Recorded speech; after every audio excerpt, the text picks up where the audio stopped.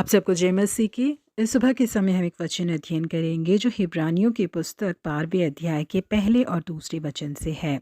वह दौड़ जिसमें हमें दौड़ना है, धीरज से दौड़े और विश्वास के कर्ता और सिद्ध करने वाले यीशु की ओर ताकते रहें। अफ्रीका के मैदानी इलाके में एक चीता अपने शिकार की ओर तेजी से दौड़ता हुआ पीछे कर रहा था, जिसकी तस्वीर को टेलीविजन में दिखाया जा रहा था। एक चीता 1 घंटे में 70 मील की दूरी को पार कर सकता है, लेकिन ये चीता लगातार इसी तेजी से नहीं दौड़ सकता क्योंकि इसका शरीर इसके हृदय के हिसाब से नहीं बना है। क्योंकि एक चीता का हृदय बहुत ही छोटे आकार का होता है, इसीलिए वो बहुत जल्दी थक जाता है। जब उसकी रफ्तार तेज होती है तब उसे कोई शिकार मिल जाए तो ठीक है, वरना उसे अपनी दौड़ रोकनी पड़ती है। जी हाँ प्रिय परमेश्वर के लोगों, बिल्कुल इस चीता के समान हमारी आत्मिक दौड़ नहीं बननी चाहिए। अगर यीशु मसीह को अपने पूरे बल से प्रेम करने का हृदय हमारे पास है, तभी हम लगातार दौड़ पाएंगे, वरना हमारी आत्मिक दौड़ वहीं पर रुक जाएगी। कई लोगों की आत्मिक दौड़ जो शुरुआत में बहुत तेज रफ्तार से थी, अचानक उसके रुक जाने का कारण यही है। कई लोग जो किसी आशीष के कारण ही मसीह को ढूंढते हुए आते हैं और जब उन्हें वो हासिल नहीं होती तो वो मायूस हो जाते हैं और उनकी आत्मिक दौड़ वहीं पर रुक जाती है। मसीह को ढूंढने से मुझे क्या लाभ हुआ? मैं कलीसिया गया, प्रार्थना की, मैंने भेंट चढ़ाई, लेकिन आज तक मैंने जो मांगा मुझे वो नहीं मिला करके उनका मन मायूस हो जाता है। यीशु मसीह के पास केवल इस दुनिया की आशीषों को प्राप्त करने के लिए ही जो लोग आते हैं, अक्सर उन लोगों की आत्मिक दौड़ रुक जाती है। लेकिन जो लोग ये सोचते हैं कि जो मैंने चाहा वो मुझे मिले या ना मिले, लेकिन परमेश्वर ने मुझे जिसके लिए चुना है उसके लिए मैं अंत तक खड़ा रहूंगा, वही लोग उस इनाम को प्राप्त कर सकते हैं। इसलिए हिब्रानियों के लेखक कहते हैं कि